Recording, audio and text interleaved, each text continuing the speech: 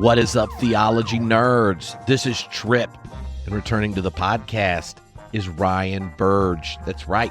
Who doesn't want some graphs about religion and hanging out with a political scientist? That sounds like a good way to start the weekend, and that's exactly what we did. Ryan and I invited all our friends that are paid members of our Substacks, and we hung out for 2.5 hours.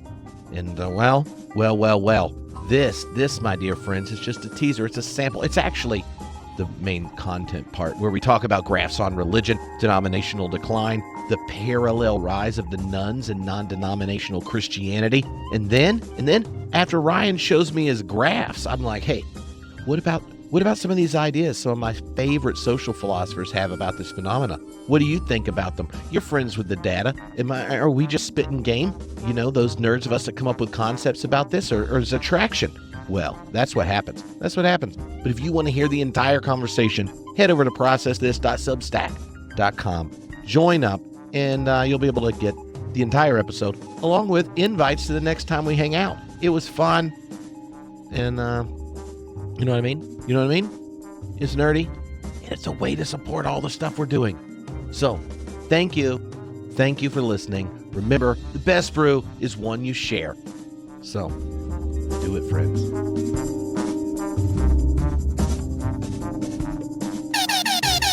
Oh, that's right, theology nerds. This is Trip. Ryan Burge is here. We got hot takes about some graphs, and they're all about religion. And guess what?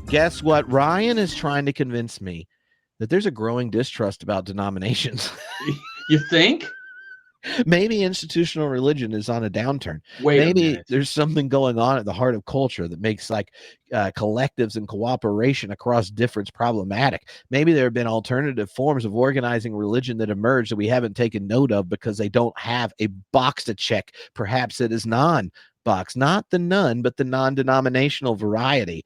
And so, yeah, here we go. You got 5 graphs, and I don't remember how many slides with a few quotes and some ideas on it that you're gonna tell me whether this is related to what your graphs at all. Okay, I'm excited. All right, ready? What are we doing? Yeah, hey guys, the Mainline sucks. Is that a good description, Trip, of this graph? Oh, I mean, I hit the wrong button. Say it again. I'm not saying it twice, dude. Hell no. We're getting a lot of trouble. There you go. That's the audio effect for dear listeners, the decline in membership in all the mainline denominations. Yes. Is bad, Trip. Is real bad. You know, the Disciples of Christ is down 75% since 1987. Well, it happens. Sucks to be them. What's interesting to me about looking at each one of these denominations is if you're within it, like if your identity, not always the members, but the clergy, like you're in the Episcopal Church or PCUSA or UMC or UCC or DOC, like there are like real particular reasons this is your identity, and yet each one of these traditions have the same line of decline, and so I wonder what the family resemblance is between these. From your perspective, looking at kind of like mainline decline, that goes, I know if you were asking a Presbyterian why they're not Episcopalian, they're going to be like, look, have you heard about their Eucharist theory? But real presence, Trip, real presence. Yeah. That's what they told me. Like, I love how you ask a theologian a basic question about their denomination. Like, what is your view of like the Eucharist? And they cannot give you like a 30-word succinct answer. It's like, well, and then it's like a 5-minute soliloquy about things. Like, I don't need that. I need you know what I mean? Like a quick answer. And y'all are bad at that, you theologians. I'm just telling you right now. We have to be told you want a short answer in advance. Even then, if I say I want a short answer, I still don't get a short answer. Okay, in the second half, you can ask for one short answer, and I'll see if I pass the test. Oh God. Okay, I will. I'm gonna. You bet. It better be less than 15 seconds, or you lose. Oh, 15 seconds. I mean, that's. You gotta be pithy, dude. I do like radio and TV all the time. You know what they tell me? When I did 60 Minutes. Anderson Cooper cut me off when I was answering questions because they went longer than 10 seconds.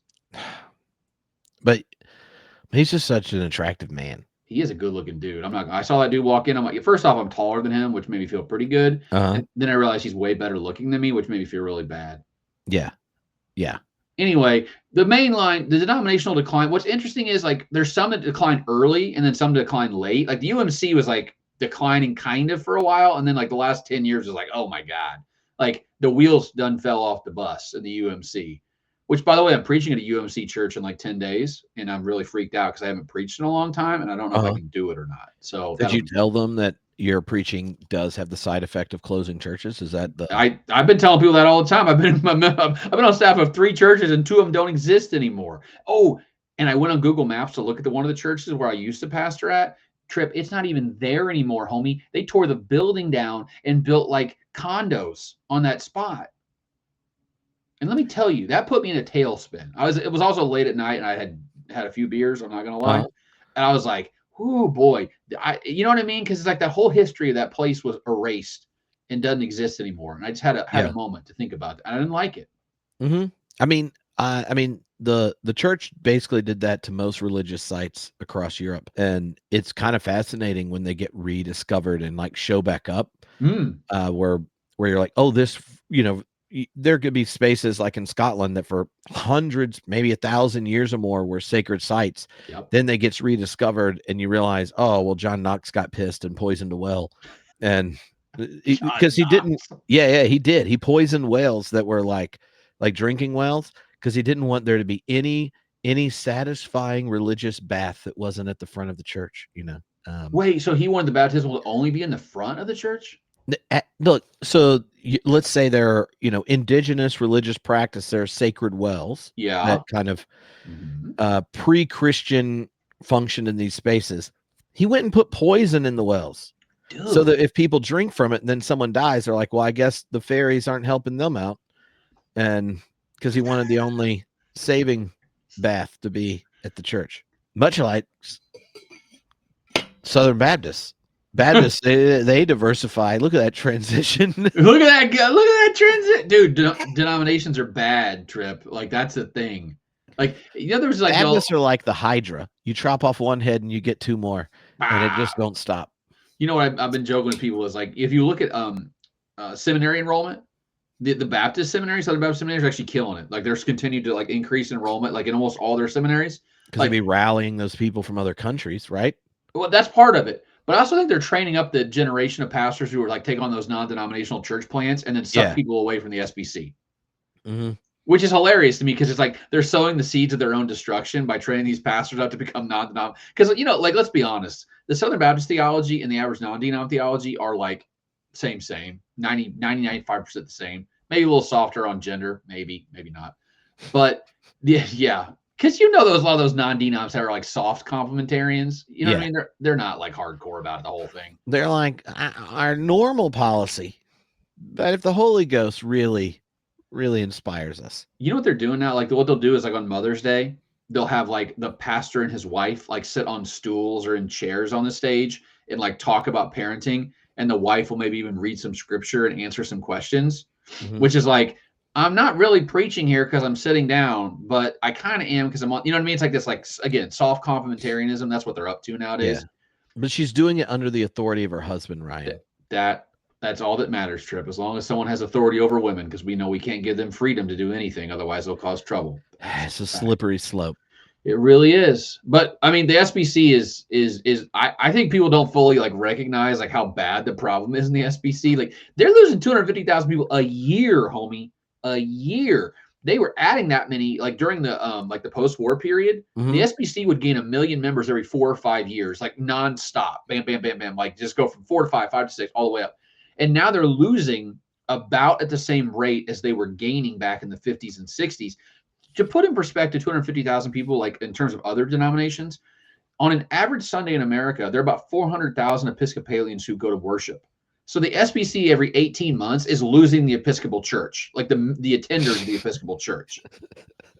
Like that's the size of what we're talking about right now. Like this is a big freaking deal, man. Like, and I don't like no one has fully been able to like convey that to the average Christian or average person, like how bad the decline. SBC was 16.2 million. Now it's 12.9 million. It could easily be under 12 million in 5 years. Like we're talking like losing 25-30% of their membership in 20 years. Like it's bad. And we only talk about the mainline decline. Well, let's talk about the SBC decline because it's just it's the thing is they started higher though. And that means they have further to fall. And it's like, oh, they still have 13 million members, lots of people. Yeah, but they were at 16 million in 2006. So things are not headed in a good direction for almost any denomination in America. That's the thing I want people to know about this. Yeah. Yeah. And SBC is basically like the Catholic Church of the South. That's like in its heyday, it functioned that way. On that last graph, not this SBC one, I wonder if you did regional tracking of decline, Ooh. if here I'll switch back there. So like you talk about the UMC going down later, but the percentage of its members that are in the South where the decline tapers later is there. So I kind of wonder versus say the ELCA, which has such a concentration in the north part of the Midwest and stuff, where if you skewed them where the geographical features were also there, if there actually might be more harmony between the individual denominations decline, just because like the UMC has more power in the Southeast, and the Episcopal Church, the Northeast, the UCC and DOC actually have quite a broad minority presence across the United States. And anyway, let me give you a stat trip on this megachurch thing I was working on today and yesterday. Yeah. So they found 1,600 megachurches in America. Those are churches with like at least 1,800 on an average Sunday. That's what they classify as a megachurch, which is, it's a made up number, but whatever. Yeah. 1,800 people is a lot of people. Mega. So there are like 1,600 of them in the United States and Canada. Of those 1,600, 49 are United Methodist. Mm-hmm. Which is, that struck me as like, that's pretty good. But here's the fascinating part. Of those 49, 40 of those United Methodist churches are in the South. The idea of like the main line is like, oh, it's got strength in the North and the Midwest and the upper Midwest. Like, no, 80% of UMC megachurches are in the South, like next to Southern Baptist churches. Like, it just tells you like that perception that like the United Methodists are actually like really geographically dispersed is true, kind of. But not really, because they still like their locus of power is still definitely in the South. That blew me away, because when you think about the main line, you do not think about strength in the Bible Belt. You think about strength other parts of the country. 40 United Methodist mega churches in the South. Well, you know what's funny is if everyone listening to this was a mega church, we'd be one. One? Well, we could be more than one, but I just meant numerically we'd be a really big mega church. It might be the biggest mega church that one of the co-hosts was drinking the entire time. So if that mega church survey happened to include, if they're open and affirming, will allow day drinking or near an international airport with 3 spaces or more for technology being present at stages, you could message it to me for Theology Beer Camp. That'd be great. That's where Trip wants to go. Wait, where are you going? Minneapolis? St. Paul, it's really important. They get mad if I say the wrong thing. I'll be up there. I'm gonna be up there twice this year. You know that. I know, but you should be there a third time. Dude, I've got like 15. Don't give me that. Look, next year, I need you to put next year, because your book could be out by then, right? That's true. 2026. If you don't come in 2026, when I see you, I'll kick you in the balls. There you go. You know what else makes me laugh? Not the Assemblies of God. It should make you laugh, because guess what, dude? The Assemblies of God is actually doing pretty darn good. I know. That's what's funny, is that I have student loans for all my investment in theological education, and I should have just listened to the Holy Ghost the whole time. Yeah, and become a minister in the Assemblies of God, because I guarantee you could find you a good congregation right now, because they need some of those people. I know. That's what I'm talking about. Look at this. The Assemblies of God. Now, COVID hurt them pretty bad. I'm not going to lie. Well, COVID hurt a lot of people. Oh, yeah. But the thing is, like, if you look at their numbers, though, they're still back on the way. Like, they've rebounded from the bottom, and they're coming back. They're on the way up, dude. Like, they're really, and I'm not exaggerating when I say this, they are the only large denomination in America that's consistently grown over the last 30 years. Like, That is how weird they are. And here's what makes it even weirder. Okay, so like politically, 80% of those guys voted for Trump in 2020. So like they're as Republican as you get on that. More Republican than the Southern Baptists, by the way, because there's some black Southern Baptists who do not vote for Donald Trump, and they're Southern Baptists. So they're more Republican than Southern Baptists are. I wonder if that's a theological difference or an experiential difference. Ooh, good question. I don't know. But the Assemblies is like, but here's it. Okay, so here's what makes it weirder with the Assemblies, though. The Assemblies is actually really racially diverse. Right. Like, that is really weird in a bunch of ways because, like, the SBC is still like 85% white or whatever. The Assemblies is like 55% white now. Like, significant numbers of African Americans, significant numbers of Hispanics. Like, that's a really big change. And one of the reasons that I think they're doing so well, and I wrote about this in my piece, I wrote about this, is because they pursued racial diversity because they realized, hey, the well of white people is drying up over time because John Knox poisoned it back in the day. And now you've got his, like that throwback trip. Yeah. Yeah. That's yeah. Oh, that was a John Knox record scratch. So they got Hispanic, they got now, but here's what, okay, so theologically they're conservative, right? Like, you know, they're evangelical in their theology, but there's a couple ways they're different. One, they're charismatic, which Southern Baptists are not down with the speaking in tongues and all that kind of stuff. So that's a difference. But the other big difference, which is maybe the biggest difference of all, is the fact that they ordain women and have been doing so for like 40 years now. So like the whole like theory that we used to hear, the nonsense was like, oh, conservative denominations are doing well and liberal denominations are dying. Like, if you look at the evidence in front of us right now, that theory does not hold because yes, the Mainline is in the toilet, like we just showed you in the first graph. The second graph, though, is the SBC, and guess what? They're in numerical free fall right now. But then you got the Assemblies of God, who are evangelical, so conservative in some ways, but they ordain women, which makes them sort of mainline in some ways, and they're growing. So, you know, like there is no, like the narrative is not as simple as people think it is, at least in this era. Now, 30 years ago, they had a lot more fodder to make these claims. Today, I think it's a lot muddier, and I think evangelicals don't recognize that. Yeah.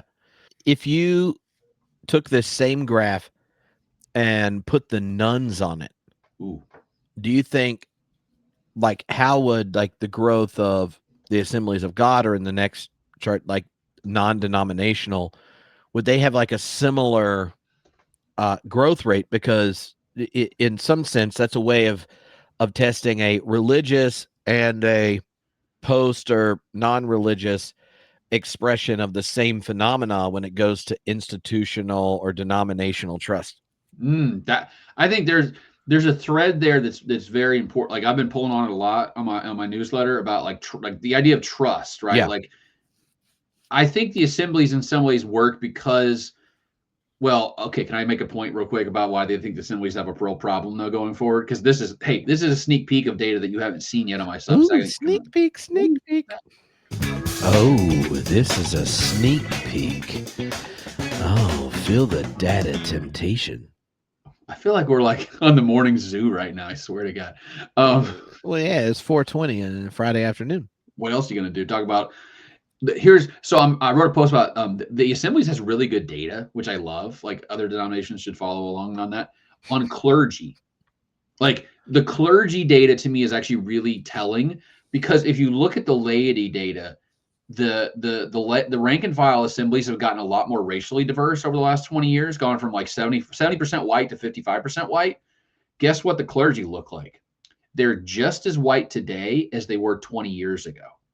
That's weird, right? Because you would assume that, you know, where's the clergy pipeline in a denomination? It's the young people in the pews, you know, looking around and going, hey, I could be a pastor from now on. But as the pews have diversified, they have not built a pipeline into the seminaries to get African-American and Hispanic people to be pastors in those churches. And I think that actually might be a limiting factor for their growth going forward. If they're being led all by white guys and the congregation is only half white in the aggregate, like it's really hard to continue that growth when you have such a mismatch between laity and clergy. So there's your. That is fascinating.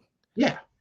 That's good. And so this is I love also, as you're someone that loves data, you're just your general aside to be like, y'all should collect more data for me. Oh, Every denomination. And they should make it, to me, like, oh, there's something like the Disciples of Christ, not to bag on them because I just bagged on them, but I'll do it again. For a long time, the only way to get membership data on them, you know what it was to pay $45 and get a book, like a physical, like mailed copy of a book sent to my house that had all the statistics about their denomination in it. And I think that's garbage. Like, you just gotta just give me a freaking spreadsheet, dudes. I just want to download data and make graphs. Don't make my life hard. Don't make me pay $45. Man. This is when you wish you just had LBJ. You could text him and be like, "Hey, you're disciples of Christ. Can I get this in a spreadsheet so I don't have to digitize it?" Yeah, I don't want to digitize stuff. That's stupid. By the way, the LBJ tapes of him talking to his tailor about his pants and like cutting into his crotch is the funniest thing ever. Like, that's the best. Yeah. You know what I'm talking about, Trip? You gotta go look that up. No, I know that. Yeah. My algorithm has put up those tapes with Muppets. You know, so they're like Muppets. What about the Veggie Tales with the Trump statue? Yeah, that also shows up there. The bunny. Yeah, I want the bunny. Anyway. Phil Vischer. That guy is a genius. I want you to know that, Phil, if you're listening. Yeah, I'm sure he's a homebrewed regular. Well, he's more likely to listen than Eric Metaxas, who is currently busy. See, I'm self-editing because this is on the public feed, but he's doing things to Satan that are inappropriate. I'm going to ignore all that conversation. I find Eric Metaxas to be one of the most like morally problematic and humans that just like generates vile disgust. Like really like one of the best examples of depravity America has managed to generate. Didn't he punch a dude in the face and run away one time? Yeah, a Black Lives Matter protester. So because you know, he's like, whoa, you forgot about cucumbers. Wow. Because Eric Metaxas was, connected to VeggieTales. Anyway, all right. So, hey, here's the other side of the coin. Yeah, Trip. Yeah, the rise of non-denominational Christians. Hold on, they get a clap. They're winning. They are winning. You're gonna get so tired of winning if you're a non-denom. Oh, it's gonna make your head spin. Yeah, but like think about this. In 1972, 3% of Americans were non-denominational, and now it's 35% are non-denominational. Like, how are we not talking about this more in the general discourse? Like, do you think it's just like you got to have a label for something to talk about it? Kind of like, until it's called nuns. Yeah. You're like, we could do nuns with an O instead of a U. Now we got something to talk about. Yeah, it's got a snappy name. I said the nons, like the nuns and the nons are the two big stories in American religion. But you know what the problem is, Trip? And this is like a structural problem. You can't study non-denoms by going to a meeting somewhere. Like one meeting does not encapsulate all this group is. They won't even sell you a PDF for $45. They don't have a freaking PDF. They don't even know what PDF is. No, they don't. No, they got smoke machines with no PDFs. That's boomer. That's boomer lasers. Stuff. Yeah, you better have freaking lasers. Nice. But I mean, like I keep telling like I know because I talk to folks like at major news outlets, and I go, "You're going to go cover the SBC meeting, aren't you?" They go, "Yeah, because we have to." And I'm like, "You do realize the locus of power in evangelicalism has shifted pretty significantly away from the SBC in the last 10 or 15 years. But it becomes an organizational problem, which is like, how do you cover non-denoms? Because there's a big amorphous thing where they're not one thing, they're like 100 things, and they don't get along with each other. They don't really talk to each other, and they're not really defined by anything except what they're not, which is they're evangelical, but not denominational. And so I think we're going to constantly have this problem of like 35% of all Protestants now are non-denominational, and no one talks about it. And I think that's so if you're an outsider, you don't live in this world, you don't understand how important non-denoms are to like the discourse in America and theology and politics and culture and society. You just think, the SBC still matters. And they do, but not like they mattered 30 years ago, not even close to the impact they had. Mm-hmm. Yeah. Okay. All right. Okay. So non-denoms are way up. That's what's up. Assemblies of God, non-denoms. You know what's down? Everything else. All the other denominations, like big. Now, okay, so I know someone's going to mention this in the comments somewhere. The ACNA, Anglican Church North America, is up. but they're only 125,000 people, and they added 4,000 last year. It's like whoop-de-doo. You know what I mean? Yeah, Like SBC's like, hey, we can lose one of those in 4 months' time. no, that's like 2 Sundays, and we've lost 4,000. So kiss my butt. And then the PCA, Presbyterian Church of America, which is like Tim Keller's denomination. Before he passed away, they're like a couple 100,000, and they grow like 2% a year. But again, they're like 250,000 against 13 million Southern Baptists. So I just want to put that out there. There are small denominations that are growing, but they don't make a dent in the macro level movement in American Protestant Christianity. Yeah. So. Okay. For those of you that are listening to this later and are not members of our Substacks, there is an hour before this started.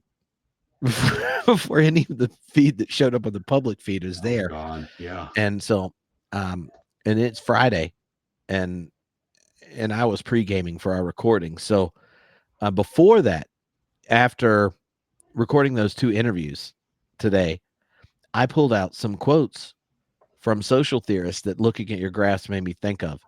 Oh, and I boy. made a beginning and ending slide with bullet points, and I don't remember what I put on them.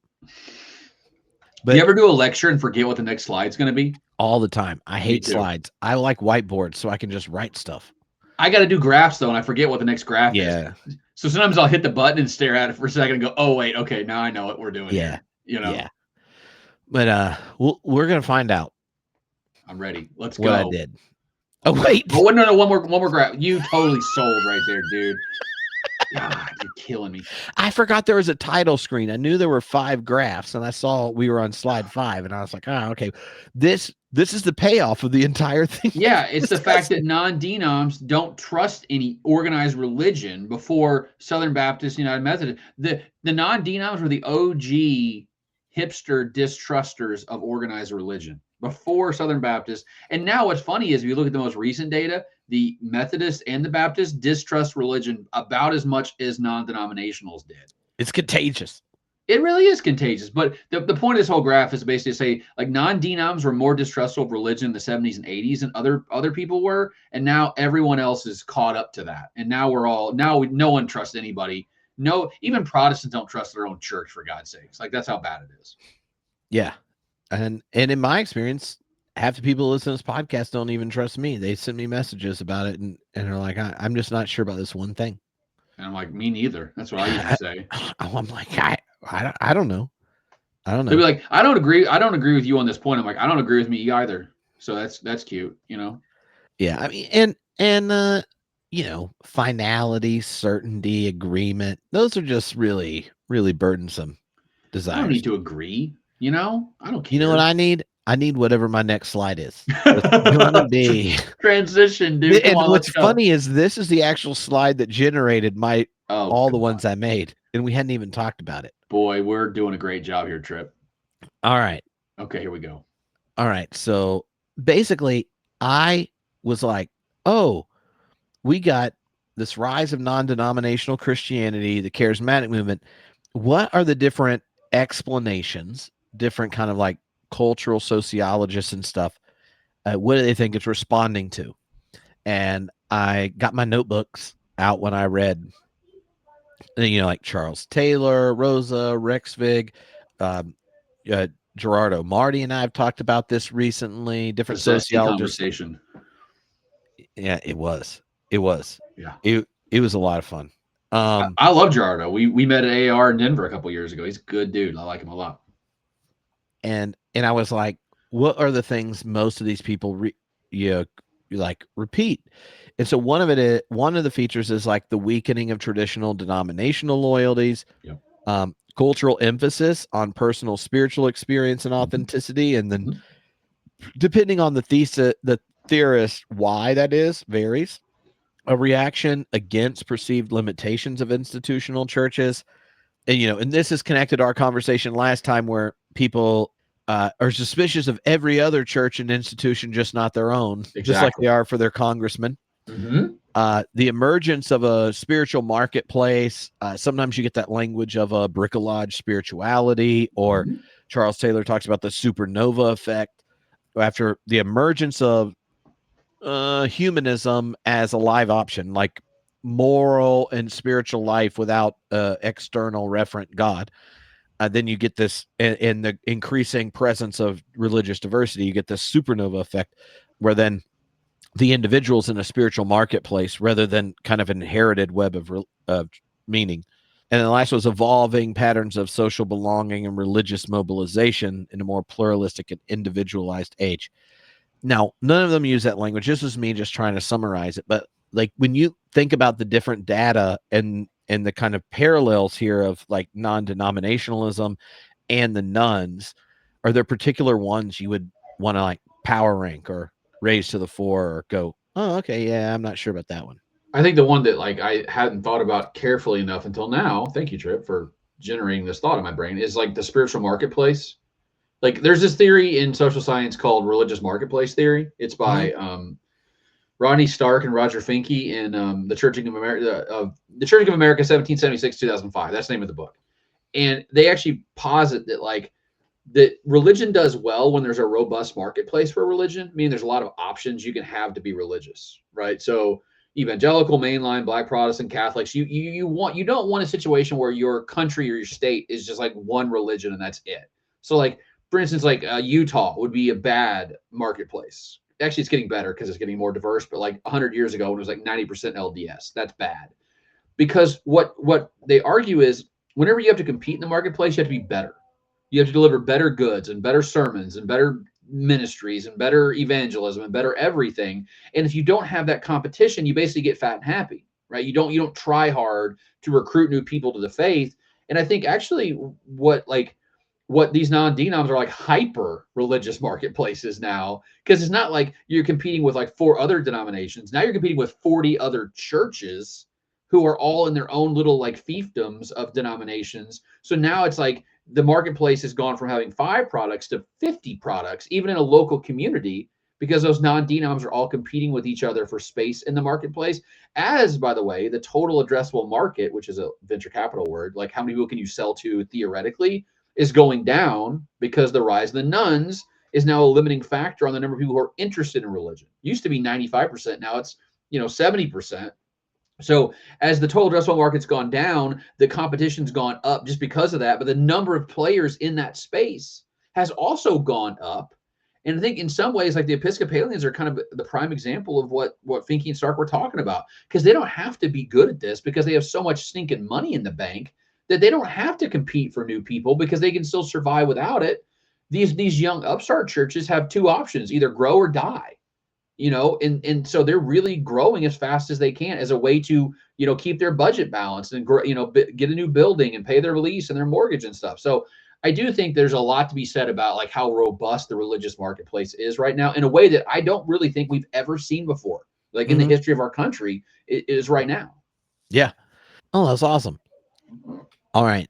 So I think the next 3 are quotes I went and grabbed out of books that your slide made me think of. Oh boy, here we go.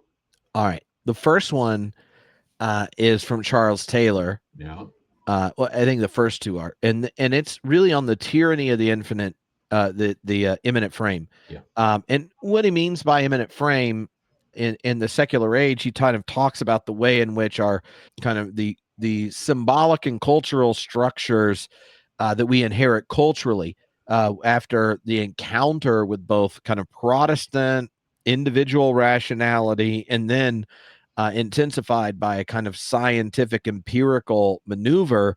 These kinds of things deflate reality, where the transcendent kind of dissipates, and then the immanent frame becomes the place in which one would encounter the other, excess, divine, all whatever language you want to use for it. And in that section, when thinking about the rise of the nuns and the nuns, he says he's not thinking about that. This is the passage that made me think of, where he says many people are following their own spiritual instincts, as it were. But what are they looking for? Many are looking for a more direct experience of the sacred, for greater immediacy, spontaneity, or in spiritual depth, in the words of an astute observer of the American scene. This often springs from a profound dissatisfaction with a life encased entirely in the immanent frame, the sense that this life is empty, flat, and devoid of higher purpose. And that that dissatisfaction that he's talking about seems to generate both of these rising trajectories, right? Like the non-denominational, charismatic, these kinds of experiences are much more experientially centered religious formations. And then you think of new religious movements, new thought, new age, the kind of bricolage of different weaving together of different spiritual traditions and these kind of things. All both of them have these self as orienting towards the immanent, wanting to see something sacred into the immanent order because their own individuality or their own consciousness, right, is the vessel for orientation as opposed to something that's inherited or something that's transcendent.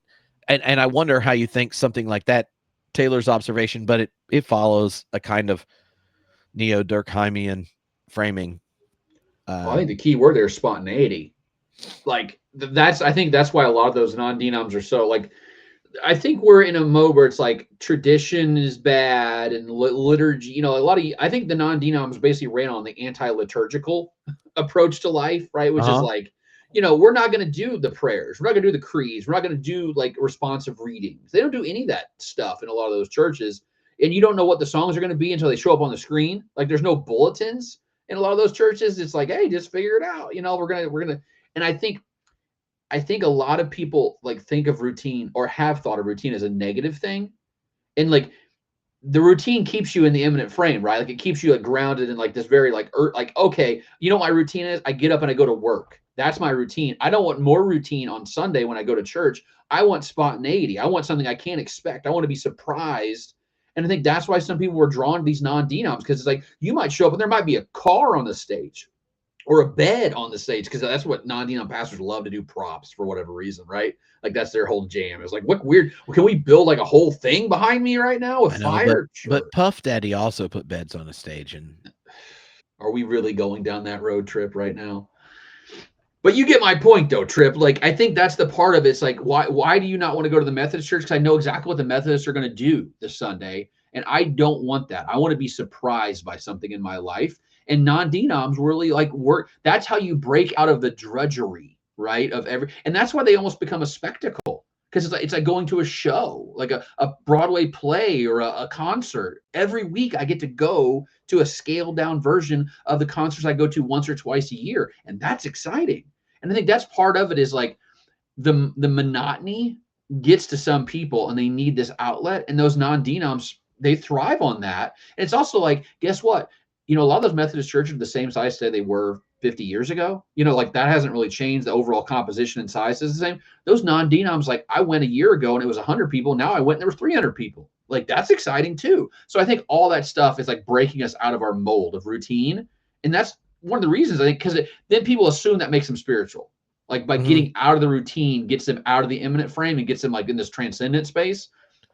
Whether that's true or not, I don't want to know. I mean, for me, no. The answer is no. I like routine. I like the liturgy. But for some people, it's the opposite. They feel like hemmed in by that.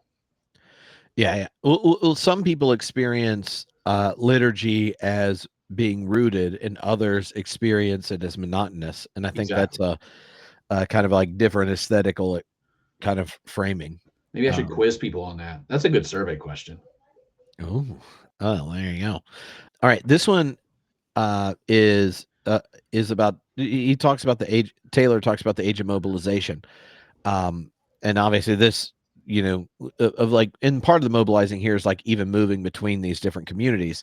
And he says, what do I mean by mobilization here? One obvious fact of its meaning is that it designates a process whereby people are persuaded, pushed, dragooned, or bullied into new forms of society, church, association.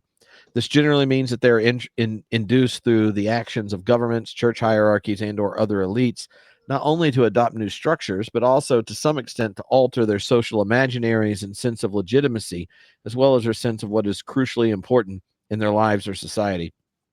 Described in this way, mobilization was already taking place in the English Reformation. Anyway, but these changes were taking place within a wider social context, that of kingdom and church, which were not themselves seen as the products of mobilization, but on the contrary, as already there, the unchanging and unchangeable backdrop of legitimacy. Mm-hmm. I like Um, the word dragoon, by the way. We should use that more in modern language. Yeah, I mean, dragooned. I mean, because it gets like the perk of almost dragon, but And people don't know what it means exactly, so they're like, "Wait a minute, that sounds smart. I like that." it's like lampooned, but a dragon does it. Dragoon, yeah, yeah, Lampoon, like Chevy Chase riding a dragon. That's what this is. Yes.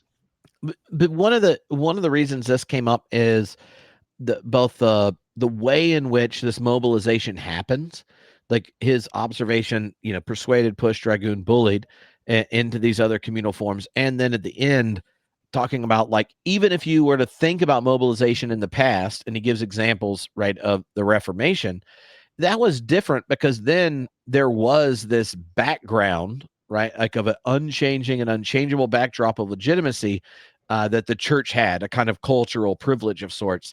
And so part of the mobilization is like the undoing of the Christendom's backdrop and the kind of energies of mobilization in the present.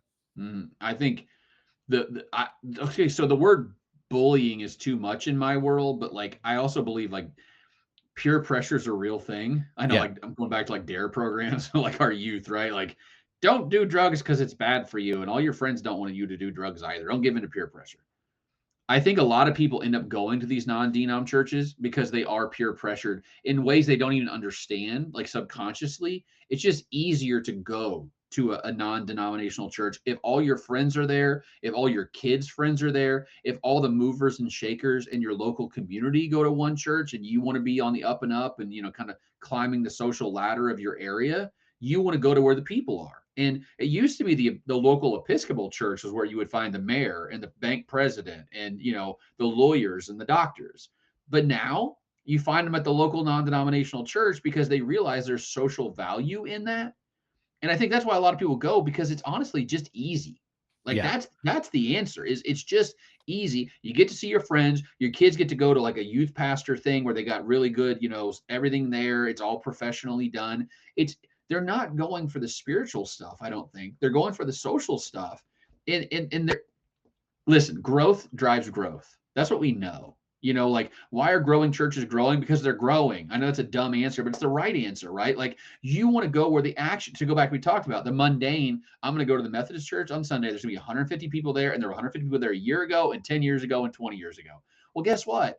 Going to a church where there's growth and vitality and stuff, and all your friends are headed in that direction, it feels like you're all playing for the same team. And listen, we're not immune to, I don't care who you are, you're not immune to that. And that honestly is probably what's doing more of the work than any of the theological, the stuff that Charles think it's about, like spirituality. I just think it's like, yeah, well, all my friends go there and it's easy and I don't have to get dressed up and they have smoke machines and that's fun. So okay, I'm going, and that's it. You know what song just came into my head? I want to go where the people are. Come on. Little Mermaid.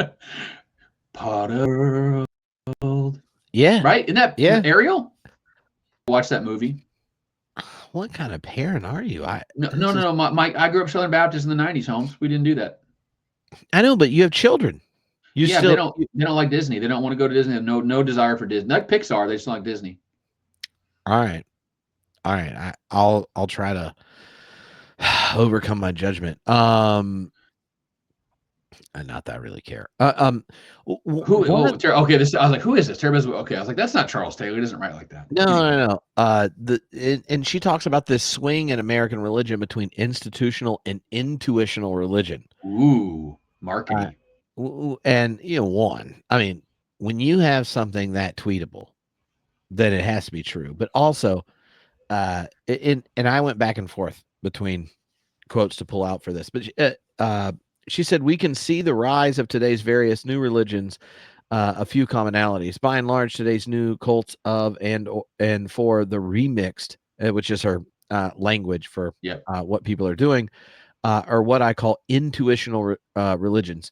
By this, I mean that their sense of meaning is based in narratives that simultaneously reject clear-cut creedal metaphysical doctrines and institutional hierarchies, and place the locus of authority on people's experiential emotions, which you might call gut instinct.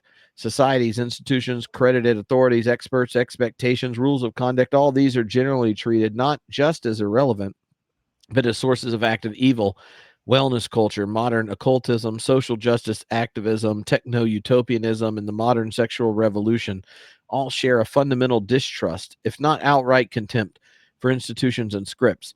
Most of these new religions share, too, the grand narrative that oppressive societies and unfairly narrow expectations stymie natural and sometimes even divine human potential.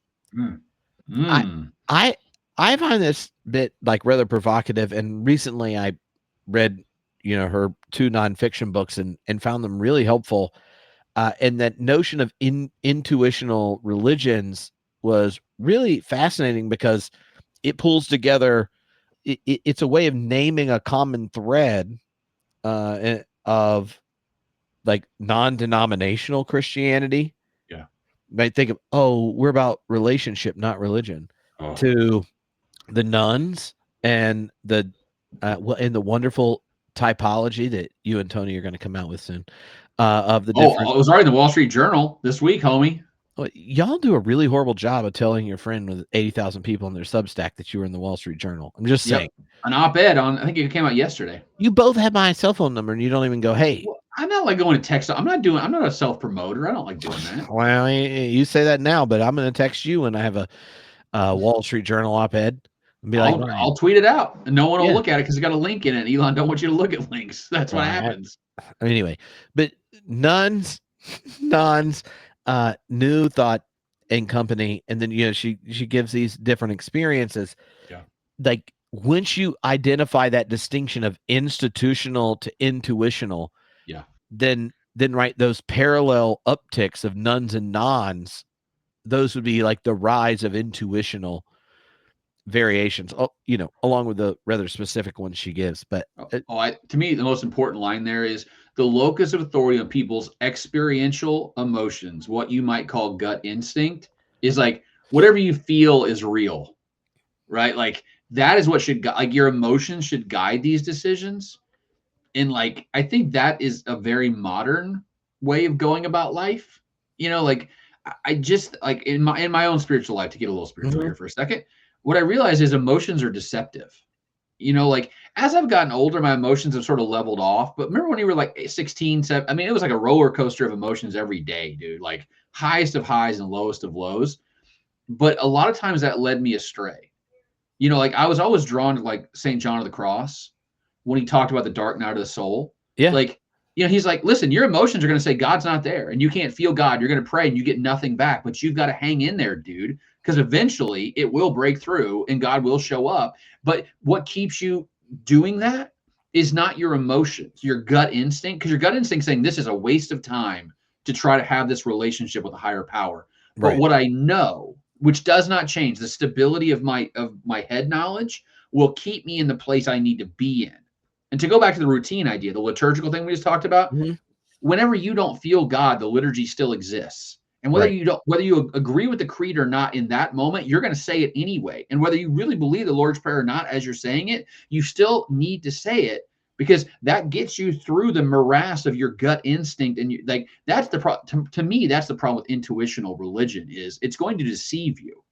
Because your intuitions are not, they're so all over the place. They're schizophrenic, man. They're they're bipolar. You need something that's steady and calm and consistent to get you through those difficult moments and go, I know what I feel, but I know what's true. And let me lean back on that in this moment when the emotion is not there. And I think this is why some people are like, oh, I'm on a journey of trying to find myself. And they keep like they're constantly like trying to go through like different things, like they're going to like ayahuasca and they're doing all these retreats and all this self-care and all this kind of stuff because they're trying to find something I don't think is there. They're like chasing something that's impossible to get to. And if they would just kind of like pull back and go, okay, I know what's true. I know who I am. I know what I'm going for in life, and everything else can just go wherever it wants to go, and that's fine. I'm anchored in this spot.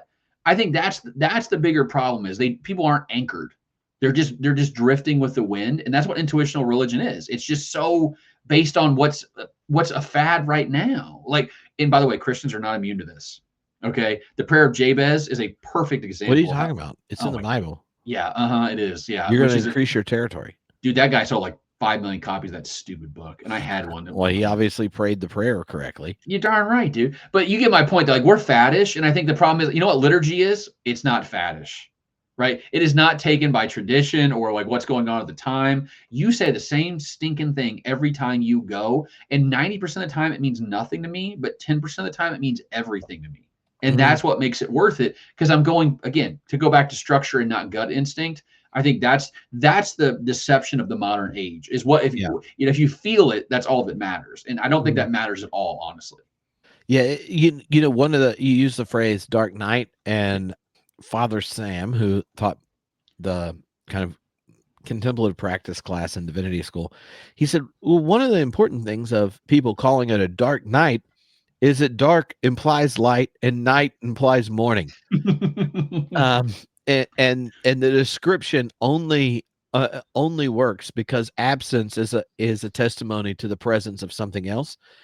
Uh, and and I feel like, you know, one of the things in Tara's larger work, right, is like this looking at how American religion runs on has these kind of swings of institutional and intuitional. Yep. And I think part of the or one way of reading it is like the renewed interest in kind of historic confessional things, like a fascination with these kind of pre-modern parts of the tradition and stuff. It is kind of like part of that swing backwards of going, I know dark and night. Um, and if I'm going to venture or risk, you know, light or day, I want to do it in a grounded way, right? Mm-hmm. And so it was fascinating to me in reading Sacred Rites and the self-making, how it actually made me feel differently about people that are rediscovering his more conservative historic expressions of Christianity, where like my way of parsing it is like blah, blah, blah, blah, like, you know, it's all related to, but I don't exist with this existential lack of encounter with the divine or experience of the transcendent, like trips spiritual life.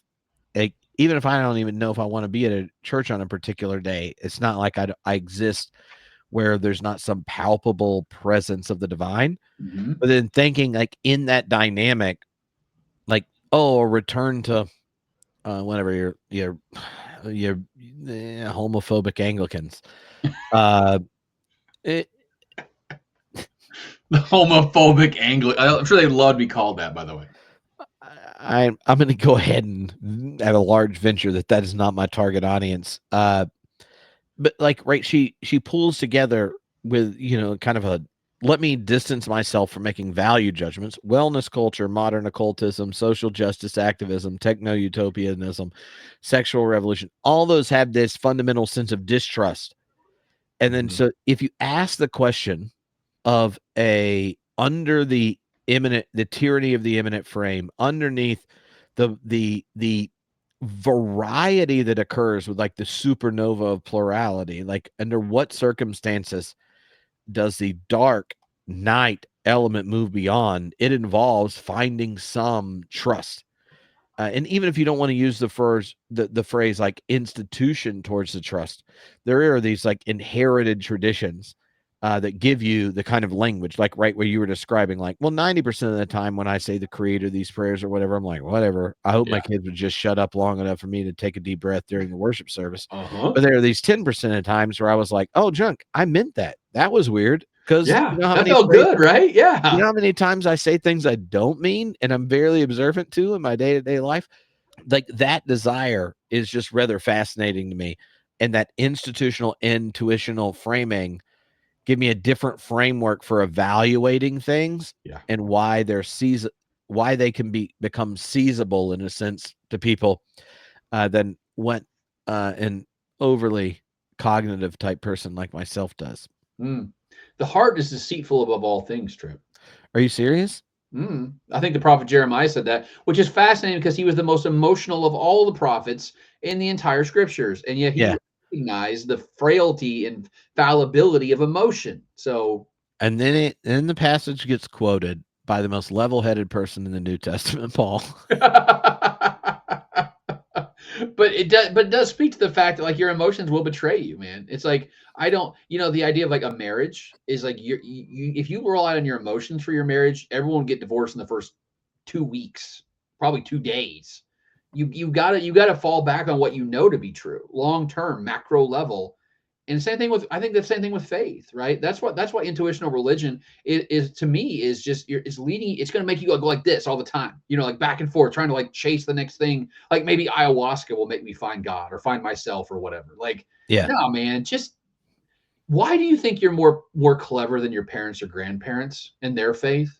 Like, we're the same people. We have the same blood and guts and minds. I know we do have technology that they didn't have and stuff. That doesn't change who we are, the essence of who we are. We're still drawn to this stuff. Mm-hmm. Like, and there's a reason I think that for some people, I think the creed makes sense 20% of the time. For some, it's 50% of the time. For me, it's in the single digits. And that, to me, that's good enough. All right. Then we have a really similar. It's really the filioque clause. Like you just gotta decide how that's gonna work. Dude, the one I have a problem with is Descendant into Hell. I'm not a huge fan of that one, not going to lie. Oh, I mean, I feel like that's kind of gangster. It Where is. where it's just like, oh, just to clarify, if you were wondering what happened after he died before he raised, he cleaned out hell. He went down Yeah. Joe Rogan style down to hell. Let's go. Okay. So before next time we do this, Yeah. what's a chance that you could read one little short essay by William James, The Will to Believe? We're talking under 20 pages. Oh, I can read that. Yes. It is. It serves the same function as the noble lie argument, but I find it more compelling and 1896, huh? And actually raises the stakes of it because I don't want to ruin the enjoyment of the essay. Well, it's just if you're a philosopher, this is just the right philosopher. This is just like it's like looking at the liturgical calendar and knowing you get to preach 6 weeks on the Sermon on the Mount. You're just like, this is a banger.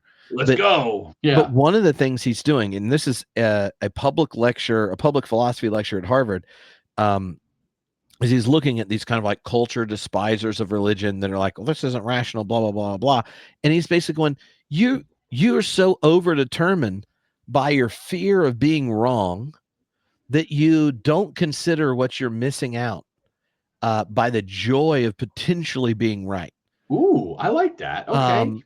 And when it goes to questions like, is there ultimate reality of any sort? These kind of religious questions, that you actually do a disservice to both truth, and he does this whole argument about the nature of science, history, collective reflection, and a disservice to a thick human life to actually frame decision making on, I personally have to have verified affirmation of something before I give myself to it. And so there's this, he should have called it permission to believe as opposed to the will to believe. But he's like, you don't get it till the end of this essay that he's actually looking at people that have the like snotty, I'm a rational materialist, and going, you're really missing out on a big chunk of existence. And oddly enough, when it comes to God, it shows up with an intensity of prejudice that it doesn't show up when you love your kids, because it's the same maneuver. Or, insert other realms where you don't have to have a kind of veracity to legitimate existential orientation. But great article. It's come up a number of times with philosophers that I've interviewed in the last few months. I guess most of them haven't come out yet, but are people who've like come back to religion in the recent kind of like in the last 5 or 6 years. And it's precisely around this point, right? Because noble lie kind of keeps as normative the description of religion. It keeps as normative a disenchanted account as accurate. And what William James's whole point is like, you won't even know what's accurate. Like accuracy, if you require finality in your description of religious phenomena and their referent, then you are just going to withhold yourself from the very kind of existential engagement that religion requires. Like you don't learn how to follow Jesus or the Buddha if you don't actually join and do it. It requires doing it. And so if you need everything, if you if you call it a noble lie, right? Like you're calling it noble because the non-participant says, "Oh, the outcomes are good," and it's a lie because the actual content of it is false. And William James was just like, that's like that misses just how these kind of intellectualized affirmations of religion are still normalizing a mythological modernist framing of truth. I'm going to read this. This It's is a interesting banger. to me. I If you like get the it. book that it's in, his the popular book, the cheapest one, the essay right after it is On the Meaning of Life, also a banger.